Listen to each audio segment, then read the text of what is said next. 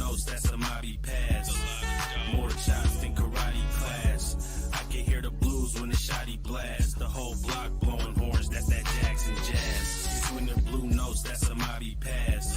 More shots than karate class. I can hear the blues when the shotty blast. The whole block blowing horns, that's that Jackson jazz. I told you guys, man, we coming with it, man. We nonstop. Yo, I'm in the right camera this time. What's going on? This is Factorz TV. I'm VI. I'm really.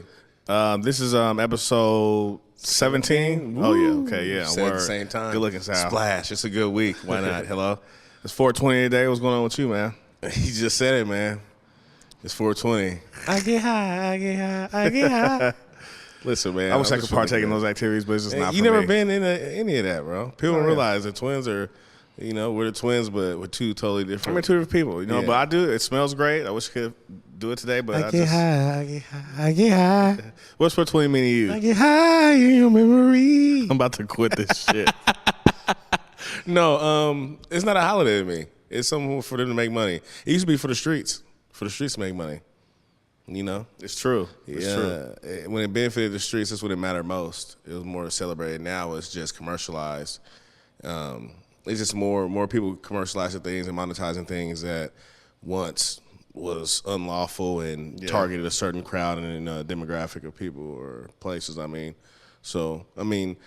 I have fun with it. I smoke it every day. So, I mean. No, yeah, that's what I tell people about Seattle. It was legal before it was legal. Like 15, 20 years ago, we were smoking outside, you know, next to police, you know, and them being right there. You know, it was the most they ever did was make you put it out. You know, it wasn't unless you had pounds and pounds and pounds and pounds. You wasn't getting tackled or getting messed up, yeah.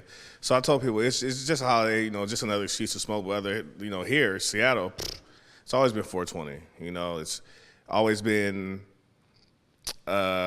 just an added reason to get together. But other than that, people smoke here every day. And that's what I was going to say. That's what I was going to say. It's just a good reason for people to get together. Have a good old time, man. Great session. Never hurt anybody, young man. Camaraderie. Don't show up to the session with that pucky puck. Hey, man, that's one thing weed does is separate people. If you smoke Bammer, you don't like smoking Bammer, man, you would not kick it with this person. If this person's okay with smoking good weed or they don't like strong weed, there's people who actually don't like strong weed. They won't. Or people who don't eat edibles, you know. It really gets real. Chuck, man. Long live C-Ray. I used to be like, man, give me that. Don't give me that damn the new wave. The new wave. Nobody would be that damn high. I need a cool little buzz. It hurts to get this high. No, I'm good, man. No, yeah. It's just a reason for us to get together and have a good time, laugh. And Seattle just happened to be a place where we're in a setting that's so beautiful and gorgeous every day. It's just something to see and, you know, smoke and enjoy and relax. And we've been having the best weed a long time. So this commercialized stuff is just new to a lot of people who just moved here or who are over a certain age. But if you're like a certain age, you got to see some stuff from the 90s, you know what I'm saying, to the early 2000s, maybe even the 80s. Like, weed has been a major topic here for a long time. Rappers have always talked about Seattle weed. So that's a lot of them have moved here for that reason alone. And honestly, that's why I'm kind of disappointed in Seattle, because 420 is such a big thing. We got the Hemp Fest. Weed's always been major here. And, you know, we're going to do a segment soon about the marijuana industry and how black people have been left out of it. Blackballed. You know, blackballed out of it, not given the knowledge to purchase or buy in or be involved in the process. So, you know, it's a celebration for everybody else, but for me, it's just another spit in the face, because Seattle has done so many progressive things when it comes to, you know, the flower and the plant, but they haven't addressed, you know, the issues, you know, with people who had, like, I had some on my record, you know, and I think it got expunged, but who cares? Like, you need to give us advancements into the industry. You know, there's so many reasons why we shouldn't celebrate it, because it's like, hey, there's people, like I said, who come from generations of cultivators and farmers who had to lay low key. It was like a damn, you know, like Underground Railroad type thing. You couldn't be up front with it, you know? Go ahead. And I tell people that, like, along with the laws and stuff, like, it really, because they expunge it, just like you said, they'll get rid of the laws, and they did that around the mid-2000s, like 2007, 2010. And that was basically so they won't have to pay nobody. They'll get rid of your record. If you don't have a record, then who's there to pay? Who's suffering? Who's being held back?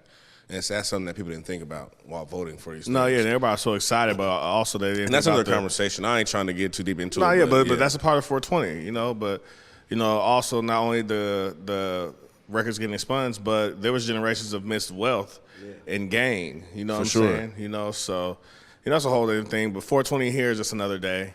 Whether you're downtown Seattle, Kent, Tacoma, you know, different walks of life, white, The black, naughty north. hippie, hipster, you know what I'm saying, urban, blue collar, white collar, you know, it's this everyday thing here. So it's not really, you know, a big thing to us. No, not at all. But there's people who still move in here who get shot. We smoke outside or smoke around the police or like, man, you tripping, man. Like, nah, bro, relax. You're killing my high. Chill out, bro. You're killing my high, buddy. No, but you talked to me about something earlier before we got started recording about the FDA's. They're approving a breathalyzer for COVID. The FDA. We got to come up with another abbreviation. We got to come up with another. Well, I mean, we got to meaning just for fit it. some words in because they're full of SHIT. That's Yeah. what it should be. The SHIT. They approved. They approved for the first set of COVID-19 breathalyzer tests. Basically, you could blow into something and say whether you got COVID or not. Boy, that sounds When they crazy. damn near ain't even got the test right. Like, there's people who get false positives, false negatives. Like, and now you're talking about you got a breathalyzer. What's that gonna do besides give people more panic? Man, more panic, shut down more things that don't need to be shut down, cause people to isolate themselves when they don't need to. All the late news has been talking about how the damn, vaccine is only effective for a certain age or a certain. It's so much that's coming out now years later. I just hope that, they start to think about the fear they put, because think about going somewhere and just think you have a good time, not to wear a mask or nothing, and you get asked to breathe into something in a random place. It's like being pulled over by the police and having them say, I'm gonna draw your blood. Gotta see if you're high. On the side of this freeway? You doing this? Man. Yeah, are you even trained to professionally do this? These people And my are crazy. thing is, like, this, how do I know it works? Just like the system and so many things within it: people, equipment, processes, politics, structures. How do I know it even works? Like, you might send me into a psychotic, manic, depressive stage because I think I got it. I think I'm about to die, and the whole time I don't got it. It's just some. I just had spores or something, or like Start hyperventilating. yeah, like so. I don't trust it. Like, it doesn't make any sense. Before we get off the topic of COVID, I wanted to say rest in peace to DJ K Slay, New York legend, hip-hop legend. Put so many people on, opened the doors for so many people. He was a pioneer. He passed away after a long battle. 4 or 5 month battle with COVID. COVID-19 symptoms. Of course, him and others, like Fred the Godson, a couple other people that from that side, they had certain respiratory issues, but he's been battling the longest and fighting his hardest. But I don't know the exact date, but just this past week he passed away. So I want to send his family love and the whole hip hop family love, because he's a pioneer. He's someone that if you was into hip hop at any point in your life, you heard his name. And, 50 Cent actually put out something saying that before he got on, he was in K Slay's kitchen rapping for people, because that was the place to go to get on, for people to see you and listen to you.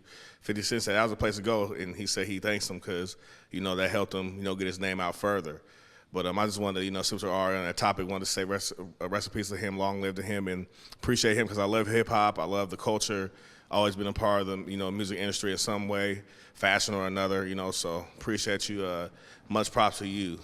Sticking with New York also, Syracuse Police Department was in the news recently for the arrest of an 8-year-old child. I believe he stole a bag of chips. Oh, I seen that. Or he allegedly stole a bag of chips. When I first seen that video, I thought that was fake. I thought it was staged. And then I realized when I clicked on it and started reading it, he was literally called, because he had shoplifted before. And this, it comes back to that story, of course. He's a kid. But they called the cops on him this time. And I mean, a bag of chips, you put him in handcuffs, this boy is scared. And not only and that's part of the system they want to scare you, but not only the handcuffs, it's how they manhandled them, the way they grabbed them and stuff. And it's just like, I deal with kids all the time, and I can control them better than you. Like, seem like police officers, that's why some people have hate and disdain for police officers. It's not out of nowhere. It's not because of a blue badge and blue lives matter. You don't have a blue life. You're a person. You're not blue color. You know what I'm saying? It's not like, black life where you're actually black or brown. Blue life is the occupation, is where you go to work. It seems like people who get hired on are really fragile. Like, you can't control an 8-year-old. I mean, even dealing with adults, it's like, they're so scared, so fragile that they'll say they were scared for their life or anything and do some crazy outlandish stuff that you can't get back. But to yoke up an 8-year-old over a bag of chips, he didn't steal the Queen of England's diamond necklace, or a car and crash it, or hurt somebody. homicides. Like, you know what I'm saying? Like, there's so many ways where you're never supposed to hurt a kid or mishandle a kid, but there are some situations their kid might have a gun or might be trying to hurt somebody. There's certain situations where you can say, okay, I can see that, we can justify it. But in this case, a bag of chips, bro, you couldn't find a way to talk to this child who might not even have a good home setting, who might be out here stealing something because he gained 8 in 3-4 days. You know what I'm saying? You never know what's going on with him. That's what people don't think about when it comes to policing and building a bridge with the community. What are you going to do? Continue to be mean to these people who's growing up and hating you and then wondering why they're mad now and why they don't respect you? You know what I'm saying? That's what they did with Seattle. They cleaned shop of all the police and brought in new ones that don't know anybody around here. They're trying to make it a new slate. But the disdain stays. What they've done stays because there's not been a new done. There's not been nothing new created, no new actions taken. And it's going to take a lot for this to be taken for this to be fixed, because this not only sets a president where he's from, but around the globe, because we're so worried about children and child care in certain other areas. Now we have to worry about how police handle children, because a lot of kids do end up in, if not the hospital, have passed away from being mishandled by police officers. What was his name? Tamir Brown, I think it was. Yeah. Rest in peace. He had a toy gun, Yep. and police shot and killed him. It's like, it takes a certain amount of years to be a doctor, lawyer. You could go to police academy, I think 6 months to a year, and come out a cop, and it just makes no sense, because they make decisions that end lives. I don't care how much the family gets paid. Like, you can't get a life back. We get one chance in this lifetime. And it seems like, they think killing somebody, then letting the police officer off, but selling a civil suit, changes everything, and it doesn't. And one day, like, I don't know when, but one day people are gonna revolt. They're gonna stand up together. Bizdale. Yeah, like, what are they gonna do then? So, I think there's a lot of things that need to go into choosing police, hiring police, and policing the police. Now, do you know if his parents came and picked him up from the police station, or? I don't. Because he was taken for sure. I know that much. He was driven off in that car. I don't know if his parents came to get him or anything. I haven't followed up since that happened, but when I do, I'll definitely check in with my Instagram. I'm gonna talk about it, because that's something that's serious when it comes to our youth, just black boys and girls who are outside, who are making mistakes, who might not have the home setting that's traditional for the right kid of any color to grow up and feel like they're loved and supported and don't have to take from anybody and just ask for it. And we don't have the people in position as police that have the right mental to say, hey, look, let me talk to this kid, or this is a child. Like, it's different when having a teenager, you know what I'm saying, or a young adult. This is a child, and you still don't have the right mind state to talk to this child as best you can before handcuffing or making them fear you and be embarrassed at the same time. That's all you're doing. Which that's something that fear. sticks with them. It sticks in your mind. That's why I say, it's intentional. They do that to black kids, as young as they can, because they want them to fear them. They want them to grow up, with that in the back of their mind, and give them all type of, conscious, like different phobias, or different fears, or being scared of police, or trying to teach them conduct through mistreating them, ultimately, because that's not how you handle a human being, let alone a 8-year-old kid. So yeah, I wanted to speak on that. We're gonna stick with New York because it's been hell over there. Another thing you don't handle right, man.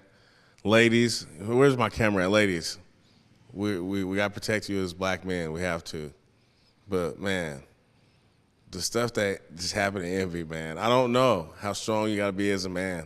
I don't know how much pride you got to lose. I just know that it has to hurt. I seen Will do it. Now Envy just did light-skinned dudes taking L's, man. Man, they're taking it with a smile and like a straight face. These dudes aren't breaking character. This guy Envy's getting talked about like a man should You've never pleased me. I fake orgasms the whole time. He's like, yeah, my wife said that. I'm like, what? Man. We're married 21 years, huh? 21 of these things. And you never liked it? You never got an orgasm? Because there's no way that you not cheated. I told people on Twitter, I've never had coochie that made me act like Will or DJ Envy. Never. I've never. I had some good coochie. But like never, pretty you good know, coochie. but never the way Will's going out, the way DJ Envy, and they also have a book coming out, coming out called Real Life, Real Love or something. So I know it's to promote the book, but even the embarrassment, man. I'm not getting on TV. You're gonna tell everybody for 21 years we got 3, 4 kids and I haven't pleased you.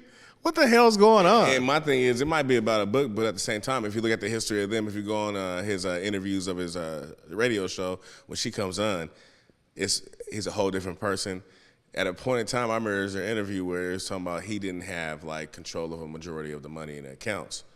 It's just the money he had made. That's what made him start doing real estate and stuff, and get his own money because she was controlling a lot. He is. Like, he's over there getting whooped. And I mean, I guess some people will pay the ultimate price for love or just feel like, everybody's different. But He's living by that old school creed, happy wife, happy life, and that is out. It's happy spouse, is happy it out, my house. baby? Yeah, there's like one person can't be happy and the other person's supposed to live miserable through the lifetime to ensure your happiness. No, happy house, happy spouse, happy house. That's how it has to be. But I don't know what's going on, man. I know promoting things, I know propaganda, I know shock value. When you're trying to get market and promote a product, but no way, my wife, and it's not like somebody new you met, somebody you don't share anything. You have kids, businesses, over 2 decades of life, love and experiences. And you're sitting here and tell people you faked orgasms for that long? Yeah, hell, man. My wife said that, man. Don't worry about it, big dog. My wife, she already told me that, man. It's nothing new, man. Keep rolling. Man, he's gotta grab his sack and stand up. Sack's been cut off, man. That fleshy wound where his sack used to be. He gotta stand up, man. It makes no sense, bro. Oh, you gotta stand up, man. What are you doing, man? What are you doing right now, man? Seriously, that's out, man. That is terrible. I can't believe that. Like I said, I don't care what you're promoting. Shout out my dark-skinned brothers. We still winning. You know what I'm saying? What we doing, man? We gotta take a break. We gotta take a break after that, huh? Yeah. Envy, man. Regroup. You suck, bro. I don't know which camera to look at. You don't mess with my whole concentration. You just sitting there taking that in that couch. Horrible, dude. I know the type of guy you are. He gets pegged. All right, man. We're gonna take a break right now, man. Shout out Converge Media, Factorz TV. We'll be right back. I did it for the city. I did it for the love. I did it for the people. I did it for us. Back on this rap-ish, I ain't even broke a sweat, homie, this practice. Pondering my next move, staring at my track list, hope I ain't miss my window. Praying like a Baptist, Seattle's own, tired of this Game of Thrones. They made a list of the best rappers and guess who wasn't on? While the disrespect continues, I'm steady packing these venues. Guess if you ain't at the table, you on the menu, and I'm that spitter, baby. They don't want you to see, but everybody's south of Capitol Hill's rocking with me. Boys smoke to trays and plan to getting their life together. I'm comfortable with my role, so I'm like, whatever. Me, I ain't got a job, but I work hard. And you don't work hard, but you got a job. The irony is I'm judged while you feel the applause. I'm slept on, that's why I had to set this alarm. My dudes is armed, I'm armed with this arm charm. Body banging like she got that cream from Barry Bonds.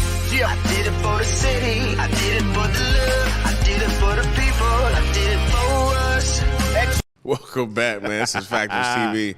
This is really, man, and coming back at you. And I just wanted to talk about this situation of keeping black business our business.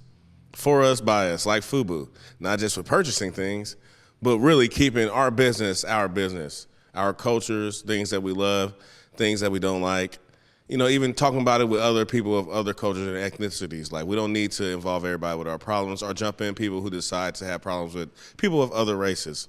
We should just leave stuff alone. How you feel right now? I mean, everybody wants to have an oppression Olympic, Everybody's oppressed, but as far as black business goes, as far as, with Kanye and Kim going through their things, people were, black women and black men were choosing Kim's side. I'm like, I don't care what's going on. Kanye's of us, different situations, even with women, we have to stick by each other. We have to hold each other down. We have to hold each other accountable. And no one's going to be there for us and help us get together like us. So, I think it's time to stop, letting other people speak on our situations. Even Black China, her crazy self, what she's going through the Kardashians, I hope she wins her lawsuit, and especially if, Chris really called her ghetto, and other things they were saying. But it's just like people benefit off our culture, our power, our influence, and then they have something to say about us, and it shouldn't go like that. And they should be paying, to benefit from us. Everybody want to be niggas. Until it's time to rest in peace, Paul Mooney. Rest in peace, Paul Mooney. Until it's time to be a nigga. No, seriously. They really do. So it's like at some point we have to start governing ourselves and policing ourselves and correcting ourselves and loving ourselves, because it's too many people who feel like they can speak on what we do and how we do it and what we've been through because we open that door, because there's people online. Social media ruined everything. There's no intimacy, there's no privacy, there's no real one-on-one conversations. Everybody has an opinion, and everybody doesn't need an opinion. Not at all. No, everybody doesn't need one. And I have come to realize that even with being out in public, being in a place such as Seattle that was one point in time such a diverse melting pot of people, different races, now is dwindled down, and I just come to find out that even when we're out, we have to look out for each other, because there's a lot of people who are passive aggressive with the racism, with the stereotyping. Yeah, that's how it is up here. If you hear something, there's something to speak up for someone. You never know. Someone might be scared to say something or do something. A black woman being outside, or being, by herself somewhere or needing help. If the situation calls for it, definitely help her out and protect her, because this is a place where it's passive aggressive, and if it looks like you're able to be taken advantage of or be, I've had people say stuff in the slide at me and I'm turning around like, what? What's going on? Oh, hey, oh. That's what they do when stuff happens. They're not really, they don't expect you to say anything. But when you do or when you check it, then it's a whole other story. And now you're all the worked up big black guy that's going to hurt them. And they put you in a tough position. Yeah. That's why I tell people all the time, they're like, why don't you say something? And most times I do, but sometimes I refrain, because then I'm the militant black man for not taking your disrespect. But what you're speaking on is actually what I wanted to speak on next. It goes right into it. My bad, I ain't no segue. It was normal. It's all good. It's a segue. We must protect each other. Black men protecting black women and vice versa. I have a good friend, Radia, a.k.a. Samil. They were at a place called Sam's Tavern, and she was being spoken to by some whites rudely, and the black dudes who were there, who she expected to step in and say something, actually joined in on it. And one of them was a security guard, and it's like, who's protecting us, especially if our black men don't? Now, granted, I told her that's not really a black place. We don't have many spaces in Seattle anymore, and we're really down to a few numbers now. 3. So those black dudes who go to Sam's Tavern, they're not really all skin folk and kin folk. Yeah, say it like that, because we'll say if we wasn't on this TV. Yeah, so when we're out, we have to protect each other. If you don't know each other, there's no way, and I told her, if you're around us, no one's gonna disrespect you. Elbows and closed fists. For real. Fisticuffs. But we have to protect each other. Our children gotta protect each other. It's up to us. And I don't know how many times we're gonna have to say that, but it's really up to us. But it really, it affected me when she said how she felt, because she should never feel vulnerable. There's no one there to protect her, especially someone who looks like her. And somebody look like her standing right there, standing right next to her, and she's being attacked, and she trying to speak up for herself, has one friend with her. It's a horrible situation. And I told her, you hate to not be there to be there to protect someone or at least help someone, because, me and Ronnel is the right guys. For sure. Not the tough guys. But about being real and respectful, we're big on respect, always gave it, always got it. And that's not going to change. We're not going to let anybody we love or care about, even someone we don't know, and we know it's wrong or you're being disrespected, if you look like us and we need to protect us, because there's so much we're already defending ourselves for. We're already getting blamed for stuff with the Oscars. We produced the Oscars, and some black guy slapped another black guy at the Oscars. Oh, they messed it up. And we're getting blamed for, it's so many things in the media, in the world that we get blamed for, but the culture that's thriving, the business that's booming is based off things that we do, invent, how we carry ourselves, how we talk, what we wear. We are the world. We really are everything, the alpha, the and the omega, and we have to protect that. So when we're out and about, no matter if it's just ourselves or someone that looks like us, there's a lot of freeze in Seattle. People don't want to say hi to each other. You got to speak. You got to talk. You got to create this safe space within our own selves, because being here especially, it's not really a space for us to create, to be ourselves, to speak freely, to be freely, and to exist. The CD was a place that we can exist and be ourselves, so we have to really, like bro said before, this segment, the business is ours, not just about selling and purchasing. It's really about us as a whole creating and making sure we cultivate ourselves for generations to come, and not try to lose any more of what we had that came before us, because we really, I wouldn't want to be anything else, so I want us to last and build on what we have now. No, yeah, definitely. And when I say we got to protect each other, it's not only black men protecting black women. Black women have to protect black men, speak up for them, but also you have to make it available for black men to protect you. Because I told also in the same conversation, me and Radea went live on Instagram, and I told her, sometimes, black women make it difficult to protect them. Or it could be the same man that you will walk past, mean mug, you don't want to smile at. I held the door for him, and they'd be like, I got it. That's the same man you expect to turn around and take a bullet for you. And it doesn't work like that. We have to be open to each other. We have to respect each other. We have to hold each other down. So it goes both ways. We need a healthy balance of me respecting you, you respecting me, and us taking care of each other if we're going to make it, anywhere, No, so, honestly, I feel like in this place is more needed, like I said. Seattle, yeah. It's just we have to preach it and push it harder just because of being less populated here. It's tough. It's tough to try to create. It's tough to try to have a standard or say we need this or need that. Picture how many areas that we have lost that we will never get back until they see not fit. You know what I'm saying? Yeah. So it's just kind of like tougher here because of having to spread the word to everybody and not in the same accord. And then, we have so many transplants, and they hate being called that. Well, what you are, buddy. Well, they are. You know what I'm saying? Our city. So you have some people here like that we can't even sway to do anything because they don't care about the history of what come before us. And it's not just about Seattle, but it's being black here and trying to build here. So, it's something that we need to talk about more and something we need to push more because, if it ain't going to be about us, then who is it about being here? Might as well not be here. Definitely. And that's why I was telling her we only have a few safe spaces. And go where you might, do what you must. But I told her you can't condemn all black men because you're at Sam's Tavern.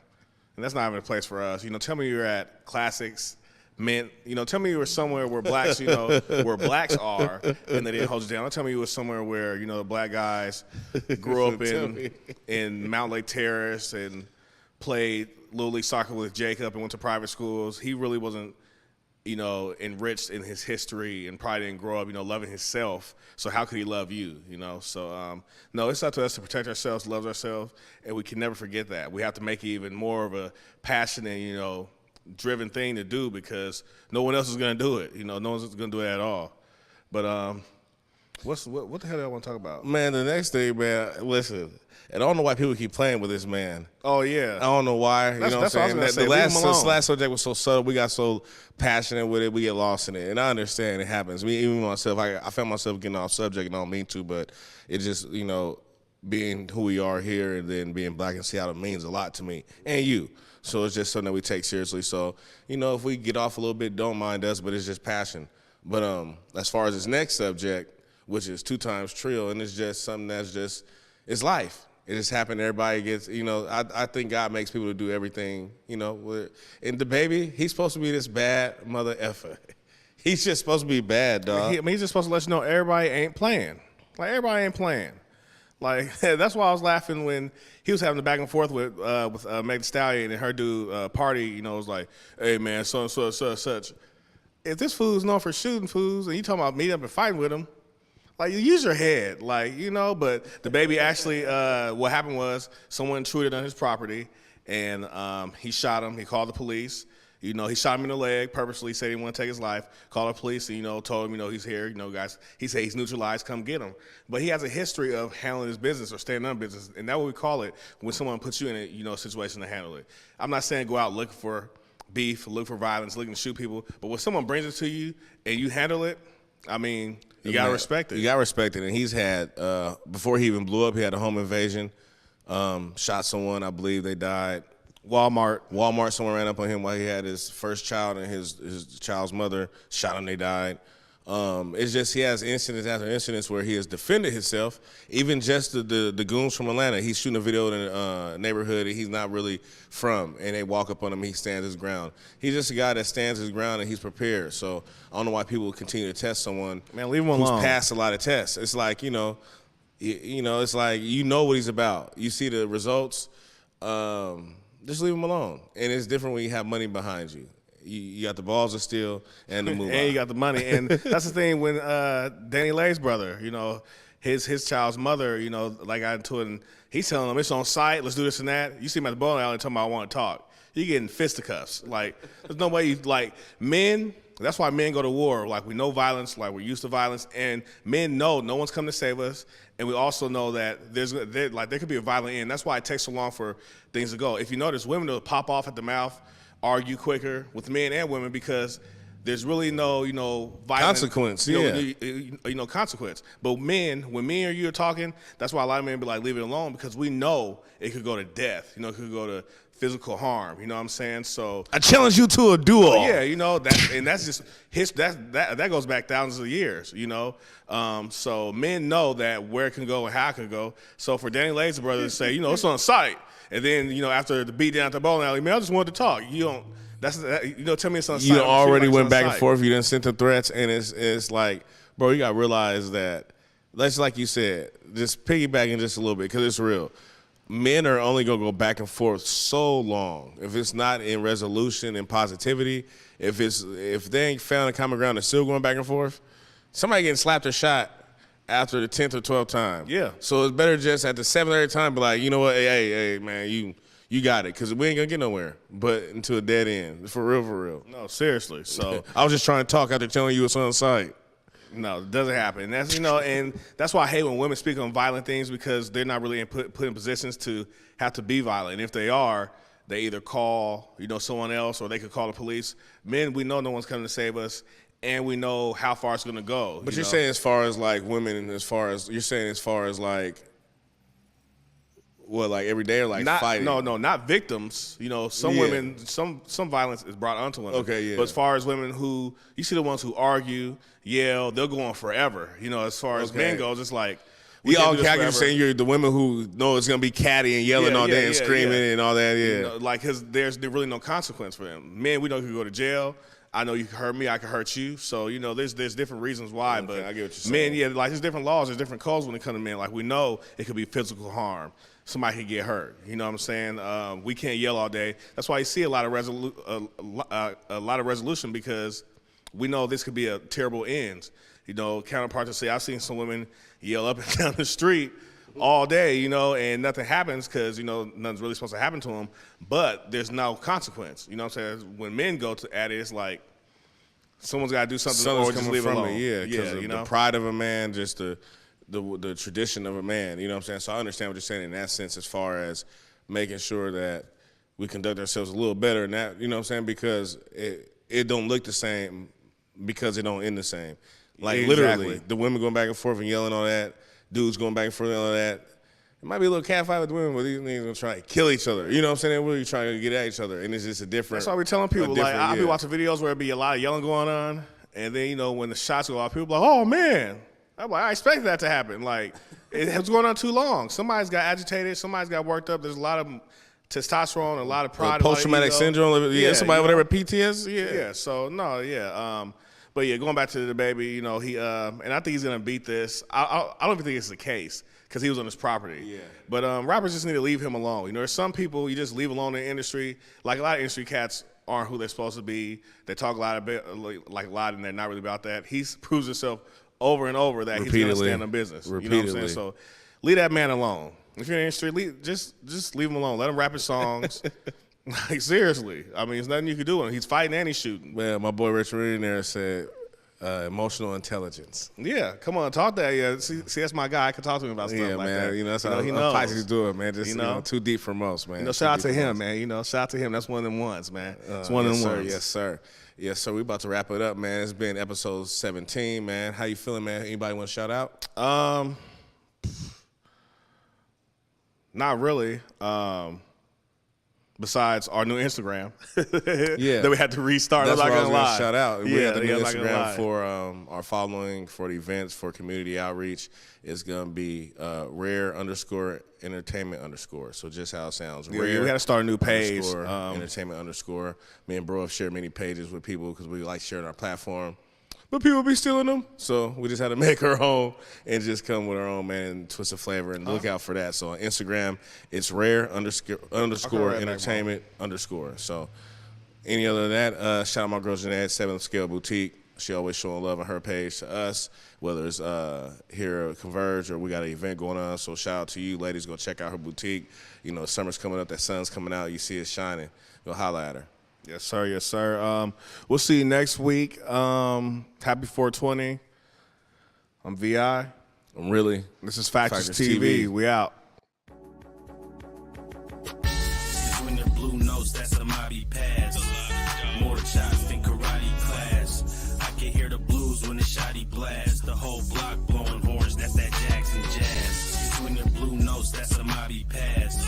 More chops than karate class. I can hear the blues when the shotty blast. The whole block blowing horns, that's that Jackson jazz. I told you guys, man, we coming with it, man. We nonstop.